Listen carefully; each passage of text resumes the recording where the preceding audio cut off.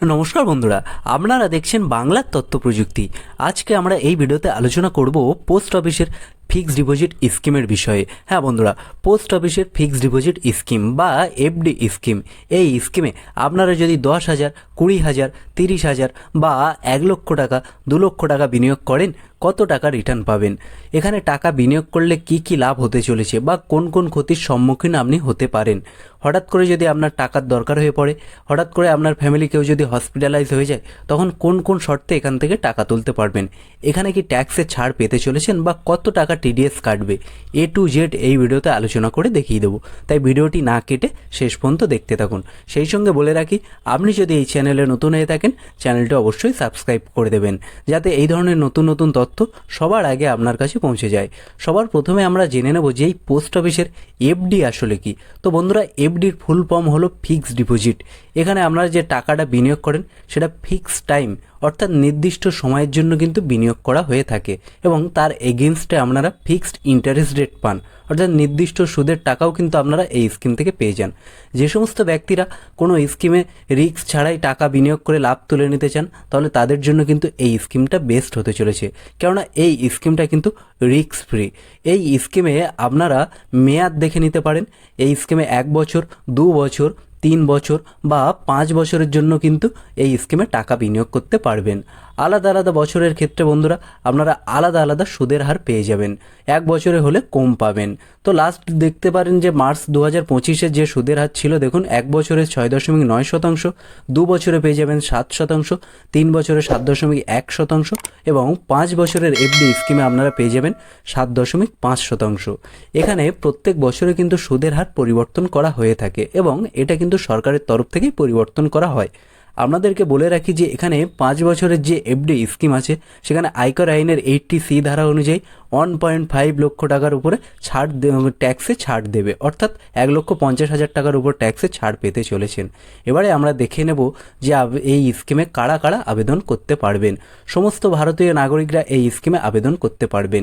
এখানে তো আপনি সিঙ্গেল অ্যাকাউন্ট খুলে নিতেই পারবেন, সেই সঙ্গে সঙ্গে জয়েন্ট অ্যাকাউন্ট, একসাথে 2 থেকে 3 জন মিলেও কিন্তু চাইলে এই স্কিমে টাকা বিনিয়োগ করতে পারবেন।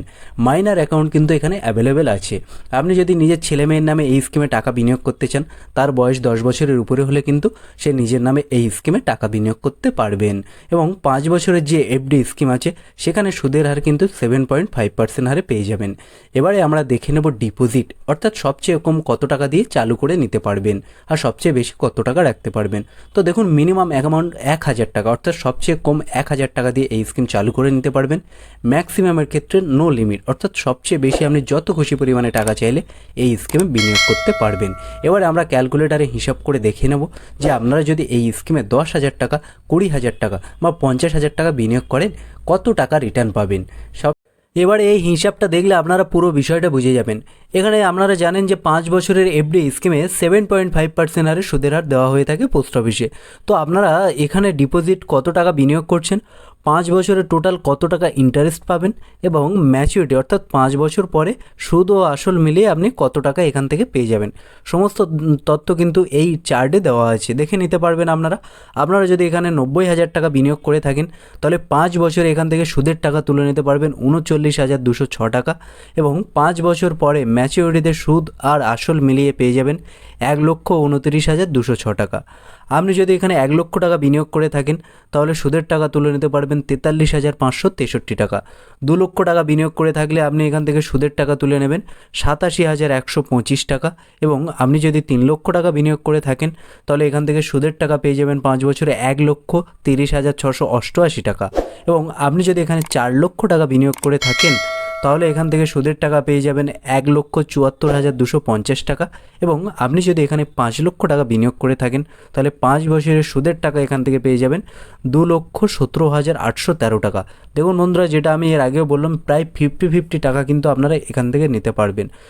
5 লক্ষ টাকার হাফ যদি হয়, তাহলে সেটা 2.5 লক্ষ টাকা হবে, কিন্তু আপনি এখানে 5 বছরের সুদের টাকা পেয়ে যাচ্ছেন 2,17,813 টাকা। সব শেষে আমরা দেখে নেব যে প্রি ম্যাচুরিটি অর্থাৎ হঠাৎ করে যদি আপনি এখান থেকে টাকা তুলতে চান, আপনার ম্যাচিউরিটি 5 বছর, কিন্তু 5 বছরের আগে যদি এখান থেকে টাকা তুলতে চান, কোন কোন শর্তে টাকা তুলতে পারবেন। তো দেখুন এখানে কি বলা হয়েছে, আপনি চাইলে কিন্তু 1 বছরের পরে কিন্তু এই স্কিমটি বন্ধ করেও দিতে পারেন। তবে এখানে কিছু কিছু শর্ত রেখেছে। আপনারা যদি 1 বছর থেকে 3 বছরের মধ্যে বন্ধ করেন তাহলে কিন্তু 2% জরিমানা দিতে হবে। 1 থেকে 3 বছরের মধ্যে বন্ধ করলে 2% জরিমানা দিতে হবে। আপনারা যদি 5 লক্ষ টাকা বিনিয়োগ করে থাকেন তাহলে আপনি যদি 1 বছরের পরে এবং 3 বছরের আগে যদি এখান থেকে তোলেন, সেক্ষেত্রে কিন্তু আপনার 10,000 টাকা কেটে নেবে, বাকি টাকাটা আপনারা হাতে পেয়ে যাবেন। আর দেখুন 3 বছর পরে কিন্তু 5 বছরের আগে যদি আপনি এই স্কিম থেকে টাকা তোলেন তাহলে বন্ধুরা আপনাদের কিন্তু 1% জরিমানা দিতে হবে। 1% মানে আপনাদের 5,000 টাকা হলে 5,000 টাকা কিন্তু আপনাদের জরিমানা দিতে হবে যদি 5 লক্ষ টাকা বিনিয়োগ করে থাকেন। তো বন্ধুরা এই ছিল আজকের আপডেট। আপনারা চাইলে কিন্তু এই স্কিমে টাকা বা পোস্ট অফিসের ফিক্সড ডিপোজিটে টাকা বিনিয়োগ করতে পারেন, কেননা এখানে আপনাদের টাকা কিন্তু সম্পূর্ণই নিরাপদে থাকবে, কোনো রকম মার নেই। এবং এখানে কিন্তু সুদের টাকাটা আপনারা চাইলে 3 মাস অন্তর অন্তর কিন্তু নিয়ে নিতেও পারবেন।